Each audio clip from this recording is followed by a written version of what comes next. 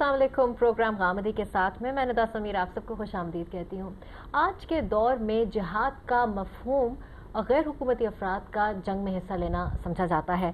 क्या कुरान मजीद में भी जिहाद का यही मफहूम बयान किया गया है? और आज के इस जमहूरी दौर में हम अपने मकासद हासिल करने के लिए क्या इस्लाम हमें कोई पुरअमन रास्ता भी दिखाता है? इस्लाम के लिए तो हम कहते हैं कि अमन और सलामती का मजहब है, तो यही हमारा आज का मौजूद गुफ्तगू रहेगा। हाज़िर मामूल मोहतरम जावेद अहमद गामदी साहब हमारे साथ मौजूद हैं। अस्सलाम वालेकुम गामदी साहब। वालेकुम अस्सलाम। और हमें साथ में ज्वाइन करें हमारी गुफ्तगू में मलिक असलम साहब। आप खैरियत से हैं? जी शुक्रिया। गामदी साहब, सबसे पहले तो एक तो जिहाद आजकल का बज़वर्ड अगर कहा जाए बन गया है। सबसे पहले आप हमारे लिए वाज़ेह कर देंगे कि जिहाद में और क़िताल में फ़र्क क्या है? हम उर्दू ज़ुबान में कहते हैं मैं इस काम के लिए जद्दोजहद करूँगा जी। अरबी ज़ुबान में इसके लिए जाहदा युजाहिद का फ़ेल इस्तेमाल होता है, कोशिश। इसी से जिहाद का लफ्ज़ निकला है, यानी इंतहाई कोशिश करना, जिसको हम जद्दोजहद के लफ्ज़ से ताबीर करते हैं। हम ये कहते हैं ना कि मैंने तो इसमें बड़ी तगोदो की, मैंने इसमें बहुत कोशिश की, मैंने बड़ी मेहनत की और मैंने इस मकसद को हासिल करने के लिए जो कुछ मैं कर सकता था मैंने किया, मैंने कोई कसर उठा नहीं रखी। तो जब हम इस तरीके से जद्दोजहद करते हैं कि एक हदफ मुकर्रर कर लेते हैं, उसको हासिल करने के लिए जो कुछ हमारे पास होता है उसमें लगा देते हैं, इसको अरबी ज़ुबान में लफ्ज़ जिहाद से या मुजाहिदे से ताबीर किया जाता है। ये दोनों पहलुओं से कुरान मजीद में इस्तेमाल हुआ है। इसका हदफ क्या चीज़ होनी चाहिए? बहुत सी चीज़ें हो सकती हैं। मिसाल के तौर पर कुरान मजीद में यही लफ्ज़ इस्तेमाल हुआ है दावत की जद्दोजहद के लिए। अच्छा। यानी आप खुदा का पैगाम पहुंचाइए, आप लोगों पर हक़ वाज़े कीजिए, आप सही चीज़ उनके दिलो दिमाग में उतारिए, उनकी मुश्किलात और उनकी मुसीबतों के अंदर खड़े होकर उनके सामने हक़ को रखिए। उनकी तरफ से अगर कोई तकलीफ़ आपको पहुंचाई जाए तो उसके मुकाबले में सब्र और सबात के साथ अपने मौक़िफ़ पर जमे रहिए। इन सारे मफ़ाहीम के लिए ये लफ्ज़ कुरान मजीद में इस्तेमाल हुआ। चुनांचे देखिए, बड़ी दिलचस्प चीज़ ये है कि कुरान मजीद एक मौके पर ये कहता है कि ये जो कुरान नाजिल किया गया है, जाहिद बही जिहादिन कबीरा, आप इसके ज़रिए से जिहाद करें। तो कुरान के ज़रिए से जिहाद यानी कुरान मजीद को लोगों तक पहुंचाया जाए, उन्हें सुनाया जाए, उन तक इसको वाज़े किया जाए, इसकी शरह वज़ाहत की जाए, इसके बारे में कोई एतराज़ उनके जहन में हो तो उसका जवाब दिया जाए। तो इस जद्दोजहद के लिए भी कुरान मजीद ने यही लफ्ज़ इस्तेमाल किया है। जब हम किसी चीज़ को या किसी हदफ को हासिल करने के लिए अपनी पूरी कुव्वत उसमें लगा देते हैं तो इसको जिहाद के लफ्ज़ ताबीर करेंगे। इसी की एक सूरत ये भी होती है कि किसी मौके पर हमें बंदूक उठानी पड़ जाती है, तलवार उठानी पड़ जाती है।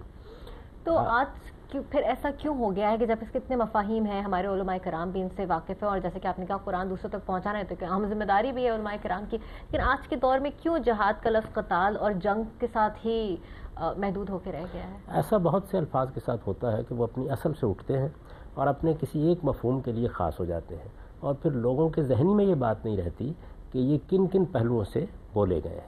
कुरान मजीद में तो अगर आप सारे कुरान मजीद को उठाकर देख लें तो दसियों जगहों पर यह लफ्ज़ उस जद्दोजहद के लिए इस्तेमाल हुआ है जो सहाबा इकराम ने हुजूर का साथ देने में की। यानी मक्के में उन्होंने मशक्क़तें उठाईं, तकलीफ़ें उठाईं, बड़े सब्र सबात के साथ अपने मौक़िफ़ पर कायम रहे। उनको हबशा की तरफ हिजरत करनी पड़ी। मदीना की तरफ हिजरत भी कोई मामूली चीज़ नहीं थी। यानी आप अंदाज़ा कीजिए ना कि अपना घर बार वतन अपने हवाली माली को छोड़कर आप निकलते हैं।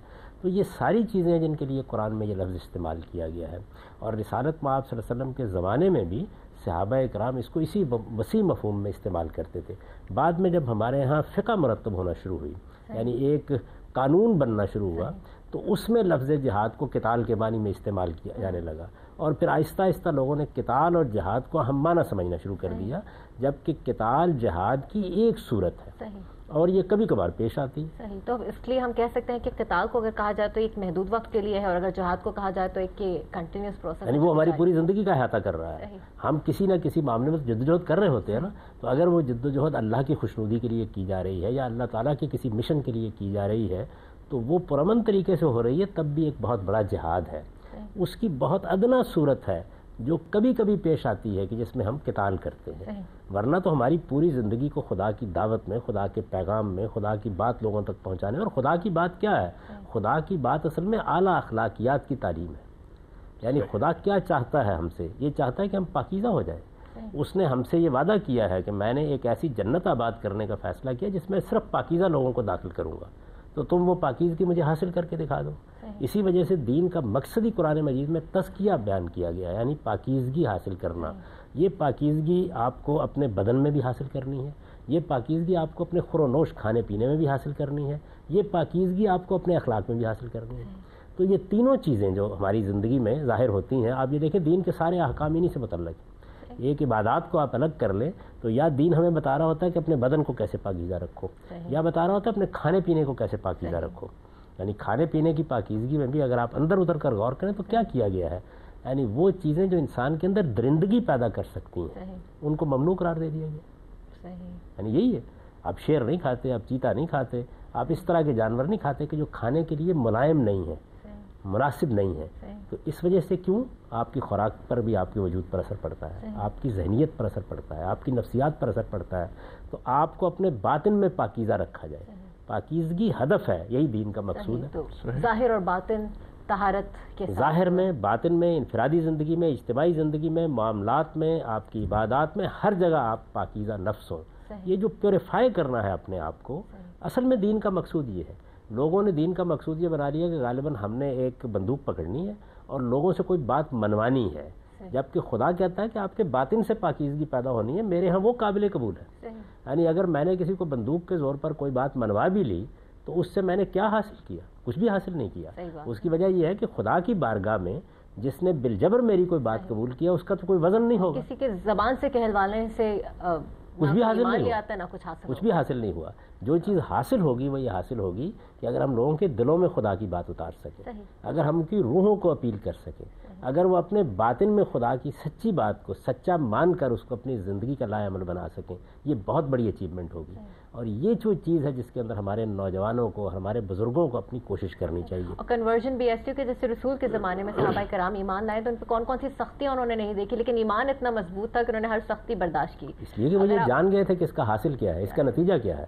دیکھیے نا، اگر آپ کو یہ معلوم ہو، ہم اپنے بچے کے اوپر سختی کرتے ہیں، بعض اوقات اس کا جی نہیں چاہ رہا ہوگا وہ اسکول جائے، سردی کا موسم ہوتا ہے، بعض اوقات اس کا دل چاہ رہا ہوتا ہے کہ وہ سوئے، لیکن اس کو اٹھا دیتے ہیں۔ وہ کھلونوں میں مگن ہوتا ہے، ہم یہ کہتے ہیں کہ نہیں اٹھو، اپنا بستہ پکڑو اور اسکول جاؤ۔ کیوں؟ وجہ کیا ہے؟ وجہ یہ ہے کہ وہ مستقبل ہم کو نظر آ رہا ہے کہ اگر اس نے اس موقع پر یہ مشقت نہ اٹھائی تو وہ اپنے مستقبل کو کھو بیٹھے گا۔ تو اگر آپ کو یہ یقین ہو جائے کہ خدا کی ایک ایسی دنیا بعد میں آنے والی ہے جس میں ابدی بادشاہی ہوگی، جس میں موت ختم ہو جائے گی، جس کی نعمتیں ہمیشہ کی نعمتیں ہوں گی، جس کی نعمتوں کا اس دنیا کے ساتھ کوئی تقابل ہی نہیں کیا جا سکتا، تو آپ کا پھر ہدف اور نصب العین وہ چیز بن جائے گی۔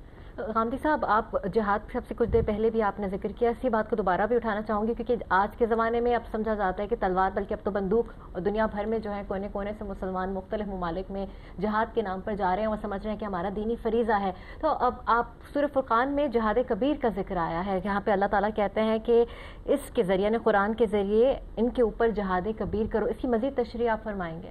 میں نے بھی اس کا حوالہ بھی آپ کو دیا اور یہ بہت اچھا کیا کہ آپ نے اس کو دوبارہ پوچھ لیا۔ دیکھیے، اس میں جو لفظ جہاد استعمال کیا گیا ہے صرف وہی نہیں ہے بلکہ جہادن کبیرہ، جاہد بہی جہادن کبیرہ۔ اس کا مطلب یہ ہے کہ جو بڑا جہاد ہے وہ اصل میں یہ ہے کہ آپ خدا کا پیغام پہنچائیں، آپ اس کی دعوت پہنچائیں۔ ہمارے پاس کیا چیز ہے؟ ہمارے پاس اللہ کی کتاب ہے۔ آپ اگر غور کریں تو یہ کتنی بڑی نعمت ہے جو ہمارے پاس موجود ہے۔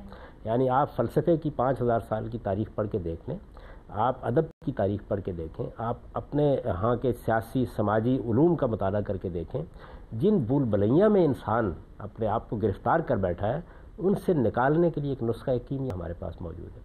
چیزوں کے بارے میں اتنی واضح جگہ پر کھڑا کر دیتی ہے کہ ہم پورے اعتماد سے کہہ سکتے ہیں کہ حق یہ ہے اور باطل یہ ہے۔ انسان کی سب سے بڑی ضرورت یہ ہوتی ہے کہ وہ دنیا کے اندر ایک واضح جگہ پر کھڑا ہو کے یہ کہہ سکے کہ کیا چیز صحیح ہے اور کیا غلط ہے، اور یہ صحیح اور غلط کا اعتماد اور اذعان اور یقین ہم کو کیا چیز بخشتی ہے؟ وہ خدا کی کتاب قرآن مجید ہے، یہ ہمارے پاس ہے۔ اس کے ساتھ ایک بہت بڑی نعمت یہ ہے کہ اس سے پہلے جو کتابیں ہیں ان کے اصل متن باقی نہیں رہے، یعنی اب جو کچھ ہے وہ تراجم ہے، ترجمے ہیں۔ اب تراجم میں ظاہر بات ہے کہ کسی نہ کسی حد تک آپ کہہ سکتے ہیں کہ خود مترجم کا اپنا ذہن شامل ہو جاتا ہے۔ اللہ کی کتاب ہمارے پاس موجود ہے، اگر ترجمے میں کوئی غلطی ہو تو ہم اس کی تصحیح کر سکتے ہیں۔ جس زبان میں وہ ہے وہ ایک زندہ زبان ہے، اس کو ہم آج بھی پڑھتے ہیں، سیکھتے ہیں، جانتے ہیں، اس کے آج بھی ہزاروں نہیں لاکھوں کی تعداد میں ماہرین دنیا کے اندر موجود ہیں۔ اس نعمت کو اپنے پاس رکھتے ہوئے ہم اس کا حق ادا نہیں کرتے۔ اس کا حق کیا ہے؟ اس کا حق یہ ہے کہ ہم خود بھی اس کی آیتوں پر تدبر کریں اور ہم دنیا تک بھی اس کو پہنچائیں، ایک ایک دروازے پر دستک دے کر خدا کی کتاب ان تک پہنچا دیں۔ اور آپ قرآن مجید کو پڑھیں، وہ کس چیز کی منادی کر رہا ہے؟ وہ ایک ہی چیز کہہ رہا ہے کہ لوگوں ایک اور دنیا آنے والی ہے اور اس میں داخلے کے لیے اپنے آپ کو پاکیزہ بنانا ہوگا۔ یعنی اور کچھ بھی نہیں. کچھ نہیں ہے. تو غامدی صاحب آپ پیغام لوگوں تک پہنچانے کی بات کر رہے ہیں کہ یہ جہاد کبیر ہے، شاید اس کو بھی جو آج کے ہمارے جہادست ہیں وہ سمجھتے ہیں کہ پیغام پہنچاؤ، اسلام قبول کرواؤ، اور اگر نہ سامنے والا قبول کرے تو اس کو ختم کر دو، یا آپ کی بات سے اتفاق نہ کرے تو اسے ختم کر دو، یہ جہاد کا حصہ ہے. تو کیا اس کو لاگو کیا جا سکتا ہے آپ نے؟ یقیناً نہیں. اس کی وجہ یہ ہے کہ اللہ تعالیٰ نے یہ دنیا جس اصول پر بنائی ہے اس کو جگہ جگہ قرآن میں واضح لوگ کیا پھر ہے. اگزامپل دیتے ہیں نا رسول اللہ کے زمانے کا، فتح مکہ کا. تو میں آپ سے عرض کرتا ہوں کہ وہ کیا چیز ہے. دیکھیے بات یہ ہے کہ اللہ تعالیٰ نے یہ دنیا جس اصول پر بنائی ہے وہ اصول یہ ہے کہ یہاں میں نے اللہ تعالیٰ کہتے ہیں آزادی دی ہے آپ کو. آزادی کس بات کی دی ہے؟ اس کو قرآن نے دیکھیے کتنے خوبصورت الفاظ میں بیان کیا. من شاء فلیؤمن من شاء فلیکفر. میں نے حقیقت کو واضح کر دیا، جس کا جی چاہے ایمان لائے، جس کا جی چاہے وہ کفر اختیار کرے. ہمارا کام پیغام پہنچانا ہے، اور پیغام پہنچانے میں اپنی طرف سے پوری کوشش صرف کر دینا ہے. ہمارا مخاطب ہماری بات نہیں سنتا تو ہمیں بار بار اس کو توجہ دلانی ہے. اگر وہ کوئی سوال کرتا ہے اس کا جواب دینا ہے، اس کے ذہن میں کوئی اشکال ہے اس کو دور کرنے کی کوشش کرنی ہے. یہ ہماری ذمہ داری ہے. اللہ تعالیٰ نے اپنے پیغمبر کو خطاب کر کے قرآن میں یہ کہا ہے کہ اگر میں نے سب لوگوں کو ایمان پر لانا ہوتا تو میں تو ان کا خالق ہوں، میں ان کو لے آتا. صحیح بات ہے. میں نے تو یہ کام اگر کرنا تھا تو اس کے لیے آپ کے ہاتھ میں بندوق پکڑانے کی پیدا ہی اس دین پہ کر دیتے، اس دین پہ پیدا کر دیتے. اور اب بھی میں اگر ان کے دل و دماغ کو تبدیل کرنا چاہوں تو میں ان کا خالق ہوں، کر سکتا ہوں. اس وجہ سے یہ پابندی لگا دی گئی خدا کے پیغمبر پر بھی، اور ان کو مخاطب کر کے یہ کہا گیا کہ آپ کا کام نصیحت کرنا ہے، آپ کا کام تذکیر کرنا ہے، آپ کا کام بات پہنچانا ہے. انما انت مذکر لست علیہم بمسیطر. اللہ تعالیٰ نے کسی کو بھی خدائی فوجدار نہیں بنایا، تو ہمیں اپنی ذمہ داریوں اور اپنے حدود کو سمجھنا چاہیے. اچھا، آپ کی بات کا ایک حصہ باقی غامدی صاحب، لیکن اس وقت ایک چھوٹے سے وقفے کا ٹائم ہوا، اس کے بعد ہم یہ گفتگو مزید آگے بڑھائیں گے. آپ ہمارے ساتھ رہیے.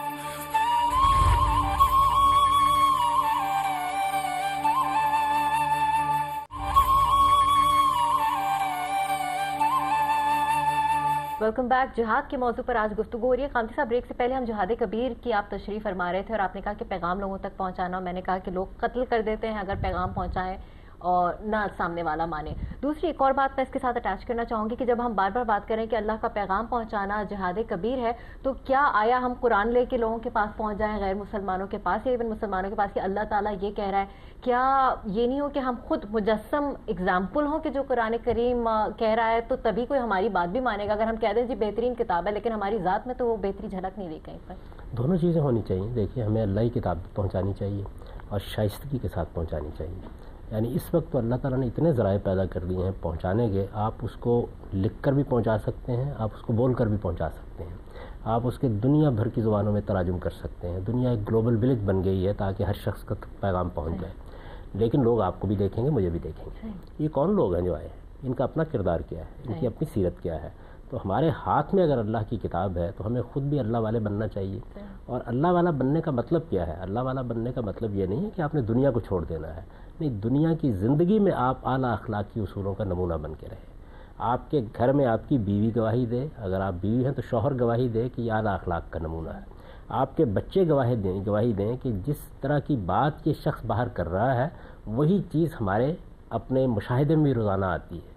آپ کے ساتھ کاروبار کرنے والے، آپ کے ساتھ معاملہ کرنے والے یہ گواہی دیں کہ یہ وہ لوگ ہیں کہ جن کے ساتھ آپ آنکھیں بند کر کے معاہدہ کر سکتے ہیں. یہ ان کی پابندی کرنے والے لوگ ہیں. جیسے رسول اللہ کے لیے بھی صادق اور امین، رسول اللہ علیہ وسلم کی پوری زندگی کو خدا نے اسی اصول پر لوگوں کے سامنے مثال کے طور پر پیش کر دیا کہ کوئی بات کرے تو سامنے والا صادق اور امین. یہ دونوں صفات پر آپ غور کیجئے، اصل میں یہ پورے کے پورے اخلاقی وجود کا بیان ہو جاتی ہیں. یعنی اگر کوئی انسان سچا ہے اور امانت دار ہے تو وہ کیا صفت ہے جو اور اس کے اندر دیکھنی ہے؟ یعنی سچائی اور امانت داری اصل میں شخصیت کا آخری درجے کا حسن ہے جن کو ان دو لفظوں میں بیان کیا جا سکتا ہے.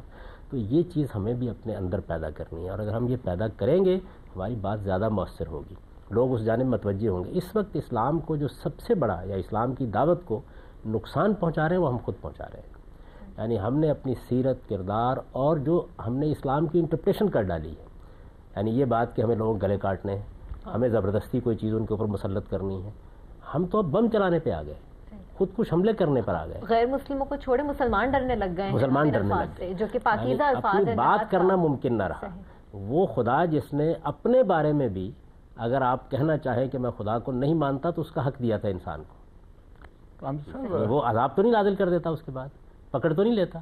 یعنی لوگوں نے اسی زمین پر کھڑے ہو کر، فرعون کے بارے میں بتایا جاتا نا انا ربکم الاعلی، اس نے کہا میں سب سے بڑا رب ہوں. یعنی اس نے خدائی کا دعویٰ کر دیا، اس کو بھی گوارا کیا۔ اس کی وجہ یہ ہے کہ جب دنیا امتحان کے اصول پر بنی ہے تو پھر ایک وقت آئے گا جب جزا و سزا ہوگی۔ صحیح، امتحان لینے والی ذات اوپر ہے اور جزا سزا کا اختیار بھی وہی رکھتی ہے، اسی کے پاس ہے۔ قامدی صاحب، جہاد کا حکم شریعت کا ابدی حکم ہے اور یہ تا قیامت جاری رہے گا، ظلم، زیادتی اور فتنے کے خلاف۔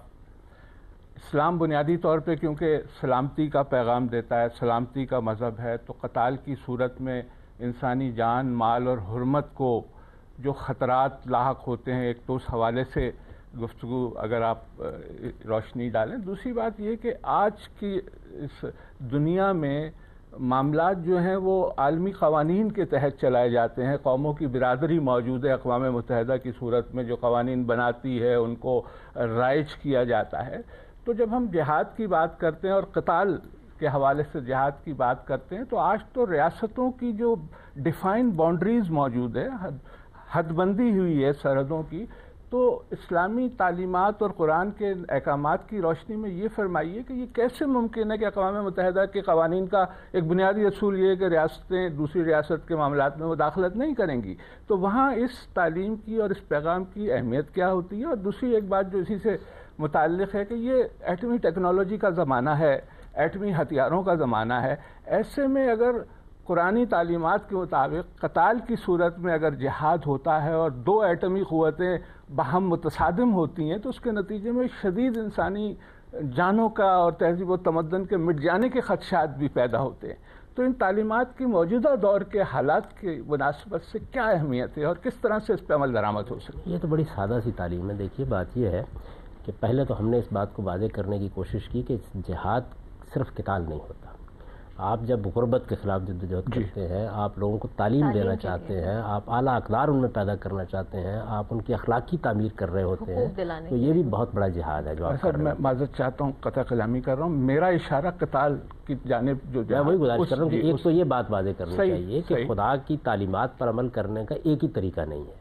یعنی آپ جب ان میدانوں میں جدوجہد کر رہے ہوتے ہیں اور اخلاص سے کر رہے ہوتے ہیں اور خدا کی خوشنودی چاہتے ہیں تو اس کا بھی آپ کو وہی اجر ملے گا۔ آپ میدان جنگ میں اترتے ہیں تو خدا کو خوش کرنے کے لیے اترتے ہیں نا، تو میں یہ گزارش کر رہا ہوں کہ خدا کو خوش کرنے کے بے شمار دوسرے پہلو بھی موجود ہیں اور بہت سے دوسرے مواقع بھی موجود ہیں جن کو ہم توجہ نہیں دیتے۔ سب سے بڑھ کر تو مجھے اپنے خلاف جہاد کرنا چاہیے۔ میرے اندر ایک شیطان موجود ہے، وہ مجھے اکساتا ہے کہ میں دوسروں کا حق ماروں، وہ مجھے اکساتا ہے میں دوسروں کی جان مال آبرو کو نقصان پہنچاؤں، اس کے خلاف مجھے جنگ کرنی چاہیے۔ سوسائٹی میں بعض اوقات ظلم اور عدوان پیدا ہو جاتا ہے، تو یہ تو پہلے سمجھ لینا چاہیے کہ ایسا نہیں ہے کہ ہمارے دین نے صرف قتال ہی ایک حل بتایا ہے۔ قتال کی ضرورت کبھی کبھی پڑتی ہے۔ میں آپ سے یہ عرض کروں کہ دنیا میں انسان کوئی ایسا طریقہ بھی ایجاد نہیں کر سکا۔ ایک زمانے میں کمیونسٹوں نے یہ خواب دیکھا تھا کہ وہ ایک اسٹیٹ لیس سوسائٹی بنا دیں، لیکن ایسا ہو نہیں سکا۔ وجہ کیا ہے؟ وجہ یہ ہے کہ انسان کو اللہ تعالیٰ نے ارادہ اور اختیار دیا ہے، تو وہ اپنے ارادے اور اختیار کو غلط استعمال کرتا ہے۔ جب وہ غلط استعمال کرتا ہے تو بعض اوقات اس کے خلاف کارروائی کرنا پڑ جاتی ہے۔ چنانچہ آپ قوانین بناتے ہیں، عدالتیں بناتے ہیں، کس لیے بناتے ہیں؟ اس لیے کہ سارے انسان محض تعلیم سے، تربیت سے نہیں سنورتے، ان کو کبھی کبھی سزا بھی دینا پڑتی ہے۔ تو جزا و سزا کا قانون دنیا میں ایک مانا ہوا قانون ہے۔ یہی صورتحال بعض اوقات قوموں میں ہو جاتی ہے۔ ہمارے اپنے سامنے دیکھیں نا، یہ واقعہ پیش آیا، وہ جائز تھا یا ناجائز میں اس وقت اس پہ بحث نہیں کر رہا، محض ایک واقعے کے طور پر یہ واقعہ پیش آیا کہ امریکہ کو یہ شکایت ہوئی کہ افغانستان میں کچھ لوگ ہیں جنہوں نے اس پر حملہ کر دیا۔ تو یہ ایک ظالمانہ اقدام تھا اگر ہوا ہے۔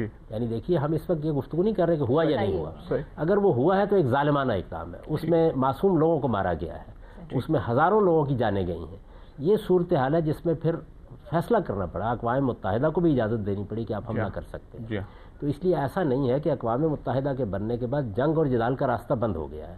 اب بھی ایسے اقدامات ہو جاتے ہیں کہ جن میں آپ کے پاس کوئی چارہ نہیں ہوتا۔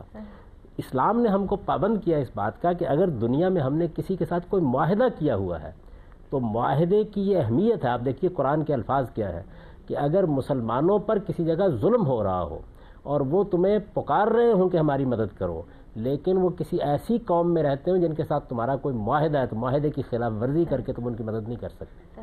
یعنی معاہدے کی اہمیت اتنی زیادہ ہے۔ تو اگر ہم نے اقوام متحدہ کے منشور پر دستخط کیے ہیں تو ہم اصل میں اس کے ساتھ معاہد ہیں، یعنی ہم ایک کانٹریکٹ میں بند گئے ہیں۔ جب ہم ایک کانٹریکٹ میں بند گئے ہیں تو ہم اس کی خلاف ورزی نہیں کریں کر سکتے، اور اس میں یہ گنجائش موجود ہے. یعنی ہم پہلے اپنا مقدمہ لے کے جائیں گے نا. کیا چڑھ دوڑنا ہی اصل چیز ہے؟ اگر فرض کر لیجئے دنیا میں کہیں ظلم ہو رہا ہے اور ظلم کا تعلق کسی کے مذہب سے نہیں ہے، وہ مسلمانوں پر بھی ہو سکتا ہے، مسیحیوں پر بھی ہو سکتا ہے، ہندوؤں پر بھی ہو سکتا ہے، انسان پر ظلم ہو رہا ہے، تو دنیا کے سامنے ہم یہ مقدمہ لے کے جائیں گے کہ آپ ہمیں موقع دیجئے کہ ہم اس ظلم کو مٹا سکتے ہیں تو ہم مٹائیں. چنانچہ امریکہ نے جب یہ اجازت مانگی تو ان کو دی گئی، بلکہ نیٹو کی پوری افواج کو دی گئی. یعنی عراق کے معاملے میں تو دو رائیں ہو سکتی ہیں کہ وہاں امریکہ اپنے طور پر چلا گیا، لیکن افغانستان کے معاملے میں تو یہ چیز نہیں ہے. تو میرے نزدیک جس وقت آپ اس دنیا کے اندر یہ اقدام کریں گے تو آپ کو ایسے کرنا ہوگا. یہ اقدام میرا یا آپ کا کام نہیں ہے کہ میں کر ڈالوں، یہ جتھا بنا کے کرنے کا بھی نہیں ہے، یہ ریاستوں کا کام ہے. یعنی اسلام میں دو چیزیں ایسی ہیں جن کے بارے میں یہ طے کر دیا گیا ہے کہ یہ صرف ریاست کرے گی، یعنی مسلمانوں کا اجتماعی نظم کرے گا. ایک مجرم کو سزا دینا، دوسرے قتال کرنا، جنگ کرنا. کیونکہ قتال میں بھی اور مجرم کو سزا دینے میں بھی آپ اگر کوئی اقدام کر ڈالتے ہیں اور وہ ایک بھیڑ کر ڈالتی ہے، ایک ہجوم کر ڈالتا ہے، تو یہ تو اس سے بڑا جرم ہو جائے گا.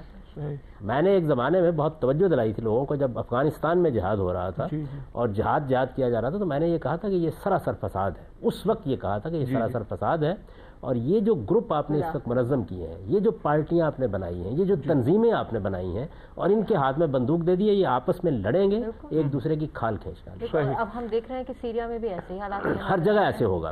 جس جگہ بھی آپ ان لوگوں کو کہ جو ریاست کی طاقت نہیں رکھتے، دیکھیے ریاست کی طاقت کا مطلب کیا ہوتا ہے. مثال کے طور پر میں آپ سے عرض کروں، ہماری اس وقت 5-7 لاکھ کے قریب فوج ہے، کوئی 20-25 لاکھ کے قریب ریٹائرڈ موجود ہیں لوگ.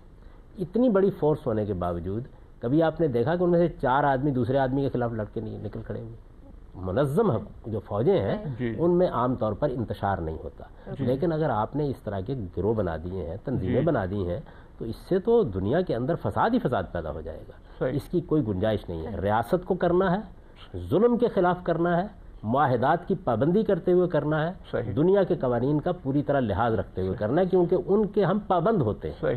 یہ معاہدہ ہے اور اس کو اتنی اہمیت دی گئی ہے، میں نے آپ سے عرض کیا کہ قرآن نے روک دیا کہ اگر آپ کے اور کسی قوم کے درمیان معاہدہ تو آپ اس کی خلاف ورزی نہیں کر سکتے. حامد صاحب، اس گفتگو کا ایک پہلو یہ بھی ہے کہ آپ یہ دیکھیے کہ پچھلے 200-250 سالہ جو تاریخ ہے مسلمانوں کی، اس میں بہت سے جہاد ہوئے اور اس طرح کی بہت سی کاوشیں نظر آئیں. آج بھی ہمیں اسلامی ریاستوں میں بھی اور وہ ریاستیں جہاں مسلمان اقلیت کی صورت میں موجود ہیں وہاں پہ بھی بہت سی جہادی تحریکیں نظر آتی ہیں.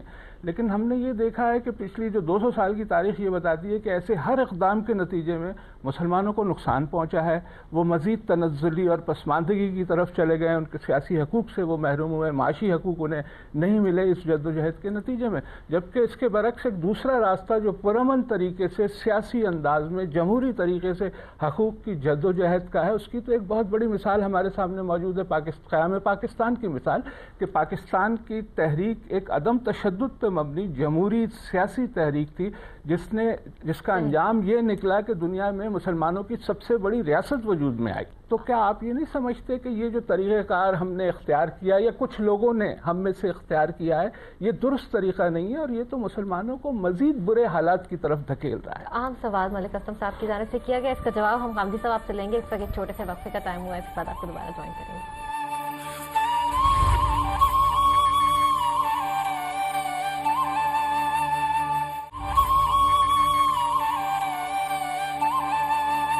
پروگرام ایک مرتبہ پھر خوش آمدید. جہاد کے موضوع پر ہم گفتگو کر رہے ہیں. بریک سے پہلے ملک اسلم صاحب نے غامدی صاحب سے ایک سوال پوچھا تھا، اس کا جواب چاہیں گے. مجھے پورا اتفاق ہے آپ کے ساتھ. جتنا نقصان ہمارے اس طرز عمل نے اسلام کو اور مسلمانوں کو پہنچایا ہے شاید انسانی تاریخ میں کبھی نہ پہنچا ہو. میں آپ سے عرض کروں کہ یہ ایک ایسا موقع آ گیا تھا کہ دنیا میں مذہبی جبر کا کم و بیش خاتمہ ہو گیا تھا. دنیا نے اپنے دروازے کھول دیے تھے. آپ امریکہ میں، برطانیہ میں جہاں چاہیں جا کے خدا کا دین پہنچا سکتے تھے، اس کے مواقع ختم ہو گئے. ایک اور حادثہ یہ ہوا کہ ہم مسلمان طبعی علوم میں، جن کو آپ سائنسی علوم کہتے ہیں، بہت پیچھے رہ گئے تھے.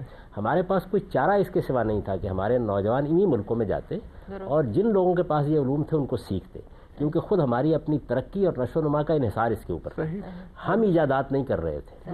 یعنی پچھلے 400-500 سال میں دنیا میں جو کچھ بھی ایجادات ہو رہی ہیں یا نئی چیزیں دی جا رہی ہیں وہ مغرب سے دی جا رہی ہیں. جب یہ چیز حقیقت تھی تو پھر ہمارے لیے تعلیم کے تربیت کے دروازے کھلے رہنے چاہیے تھے. ہم نے وہ دروازے بھی اپنے لیے بند کرنا شروع کر دیے. پھر اس کے بعد ایک اور نقصان دیکھیے یہ ہوا کہ آپ کے ہاں جو لوگ تقدیر بدلتے ہیں قوموں کی وہ لوگ ہوتے ہیں جو اپنی جان قربان کرنے کے لیے تیار ہو جاتے ہیں. وہ آپ کی قوم میں بھی کوئی کم تعداد میں نہیں ہے. اگر آپ ان کا رخ اس جانب موڑ دیتے کہ انہیں تعمیر کرنی ہے, یعنی بجائے تخریب کے تعمیر کرنی ہے, وہ اتریں اور وہ دیکھیں کہ کیا ان کی گلیاں صاف ہیں, کیا ان کے ہاں قدرت کے پیدا کیے ہوئے جو ذرائع ہیں ان کا ٹھیک استعمال ہو رہا ہے, کیا ان کے ہاں تجارت میں اور ہنر مندی میں اعلیٰ چیزیں حاصل کی جا رہی ہیں. اگر وہ ان چیزوں کو اپنا ہدف بنا لیتے تو وہی لوگ جو اب اپنے سینے پر بم باندھ کے اپنے آپ کو اڑا رہے ہیں ان کی زندگی سے ہمارے لیے برکات کے چشمے پھوٹ رہے. تو ہم نے ان عظیم لوگوں سے, یعنی دیکھیے وہ اپنی ذات میں بہت بڑے لوگ ہوتے ہیں, جو آدمی اپنی جان دینے کے لیے تیار ہو جاتا ہے معمولی نہیں ہوتا. ہم نے ان کا رخ تخریب کی طرف کر دیا بجائے اس کے کہ ان کا رخ تعمیر کی طرف کر دیا, جبکہ تعمیر کی اس وقت سب سے زیادہ ضرورت ہم کو تھی. یعنی آپ اپنے شہروں کا تقابل کر کے دیکھیے, اپنی گلیوں کا تقابل کر کے دیکھیے, اپنی سڑکوں کا تقابل کر کے دیکھیے, اپنے دفتروں کا تقابل کر کے دیکھیے.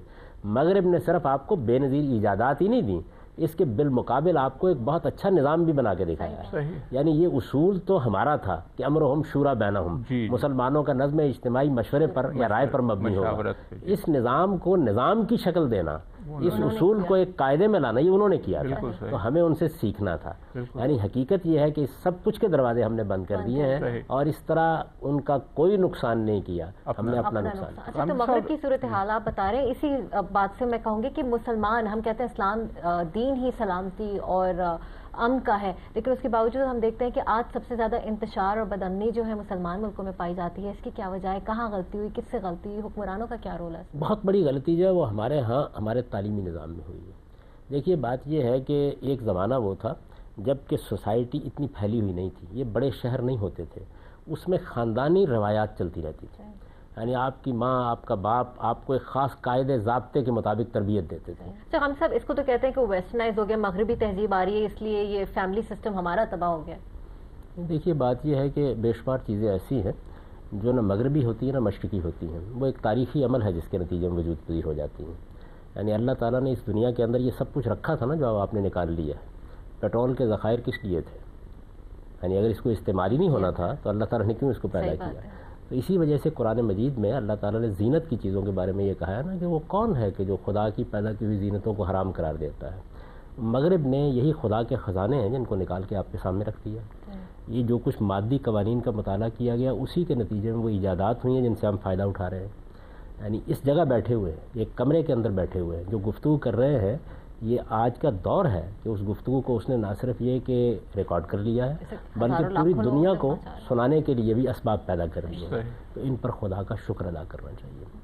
یعنی میں آپ سے عرض کروں کہ وہ ایک حدیث میں آتا ہے کہ من لم یشکر الناس لم یشکر اللہ, جو لوگوں کا شکر نہیں ادا کرتا وہ خدا کا شکر گزار بھی نہیں ہو سکتا.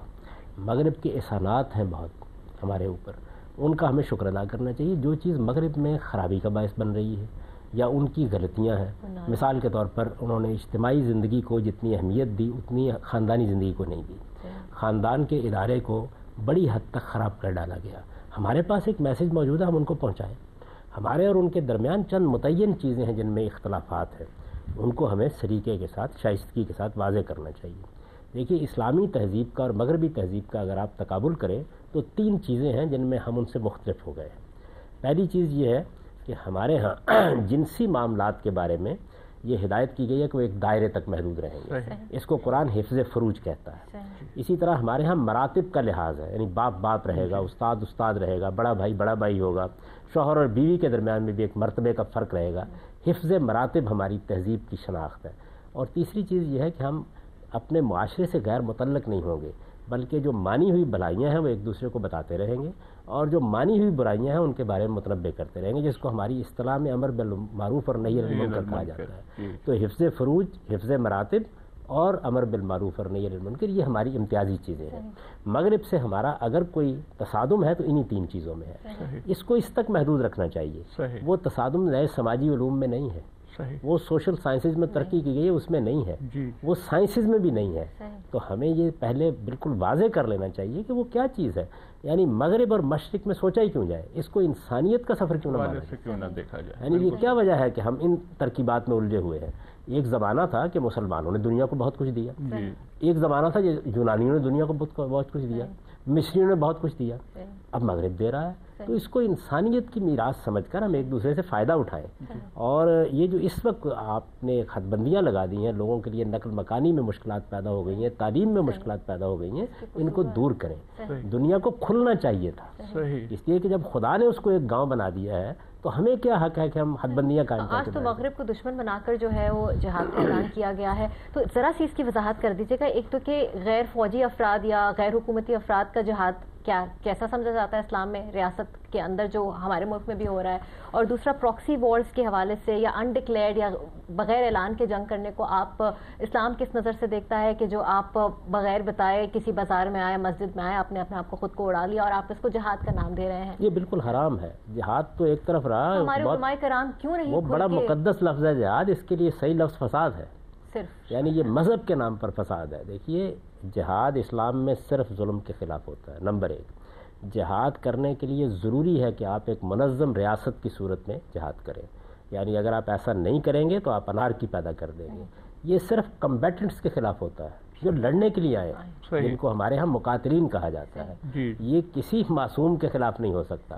اس کا قانون تو یہ ہے کہ عین میدان جنگ میں اگر کوئی شخص ہتھیار پھینک دے تو اس کو بھی نہیں مارا جا سکتا، اس کو آپ قیدی بنائیں گے، مار نہیں سکتے. تو یہاں تو یہ بدقسمتی ہوئی ہے کہ پورے کے پورے دین کو بدنام کر ڈالا گیا. لیکن عامر صاحب، اسلام کی انٹرپریٹیشن تو علماء کرام کے ہاتھ میں ہے نا. ہم نے دیکھا کہ مولانا سرفراز نعیمی صاحب کے ساتھ کیا ہوا، ہم نے دیکھا کہ آپ کے ساتھ بھی کیا کوشش کی گئی، لیکن جان جانے کے خوف سے علماء کرام کا خاموش رہنا یا ان کی بات کی تائید کرنا، بے شک زبان سے نہ کہنا، علماء کرام کی تو بہت بڑی ذمہ داری ہے نا. ہم ان کی خدمت میں یہ عرض کر سکتے ہیں کہ یہ ان کا فرض ہے کہ وہ صحیح بات لوگوں کو بتائیں.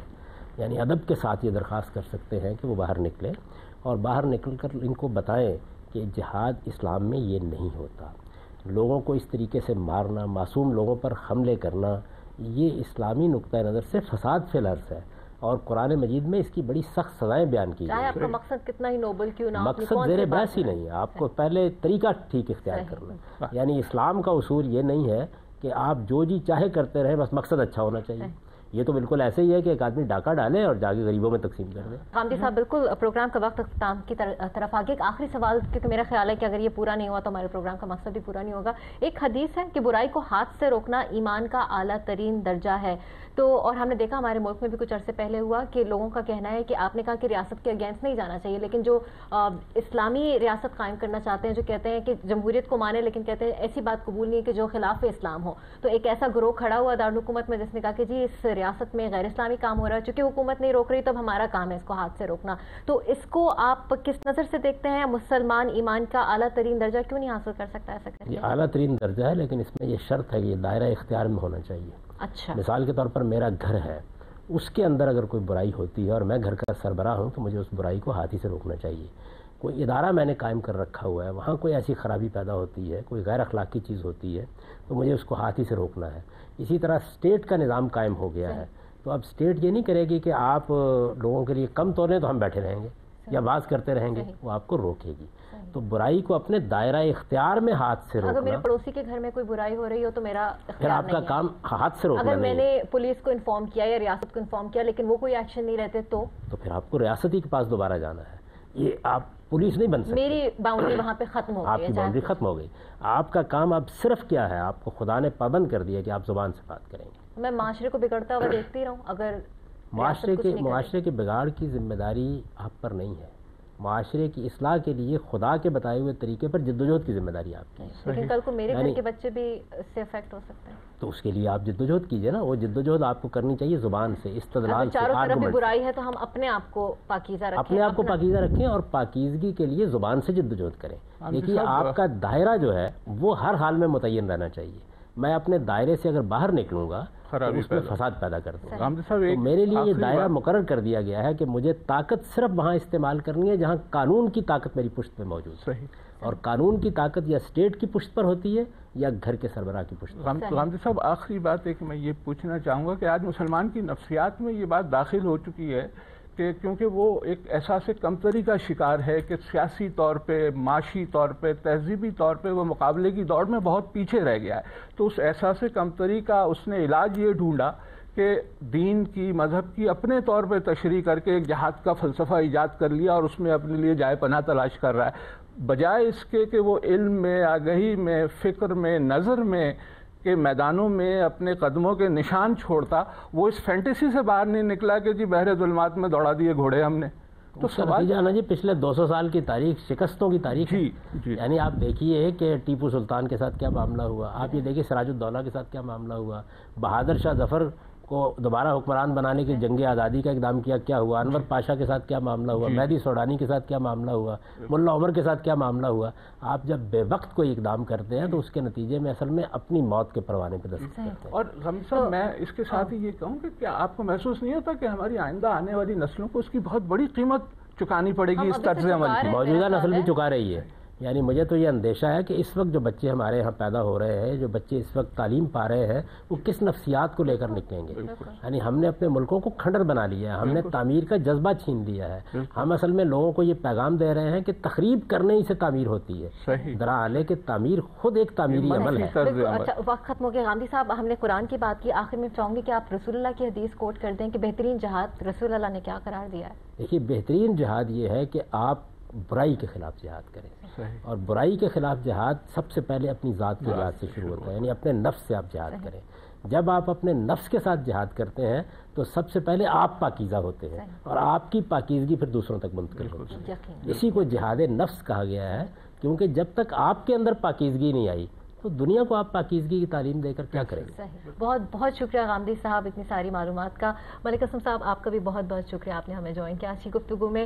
بہترین جہاد نفس کا جہاد ہے غامدی صاحب، اور ابھی بیان کر رہے تھے، اور اس سے پہلے بھی ہم نے بات کی کہ قرآن کریم میں جہاد کبیر کا لفظ کہاں استعمال کیا جا رہا ہے کہ اللہ تعالیٰ کا پیغام دوسروں تک پہنچایا جائے، اور اس کا یقیناً بہترین طریقہ یہ ہے کہ ہم اپنی ذات سب سے پہلے پاکیزہ کریں. جہاد کے مفہوم پر آج سیر حاصل گفتگو ہوئی. اس کے ساتھ مجھے دیجیے اجازت، اگلے ہفتے پھر آپ سے ملاقات ہوئی ایک نئے موضوع کے ساتھ. تب تک کے لیے خدا حافظ.